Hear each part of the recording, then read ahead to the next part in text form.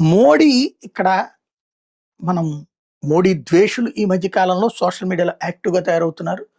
మోడీ చాలా వ్యూహాత్మకంగా, నిశ్శబ్దంగా పనిచేసుకుంటూ వెళ్ళిపోతాడు. ఇప్పుడు మోడీ అటు దుబాయ్‌కి మద్దతు ప్రకటించారు. ఇటు ఇజ్రాయెల్‌కి మద్దతు ప్రకటించారు. సేమ్ టైమ్ మోడీ స్పెషల్ ఏంటంటే ఈ సిట్యుయేషన్‌లో శాంతి సామరస్యం కావాలన్న ఒక బాధ్యతాయుతమైనటువంటి ప్రకటన. మోడీ వ్యూహాత్మకంగా వ్యవహరిస్తారు. ఎవరిని శత్రువుని చేసుకోరు. అందరికీ మిత్రుడుగా ఉంటారు. శాంతి స్థాపనకి మేము కట్టుబడి ఉన్నామని చెప్పటం.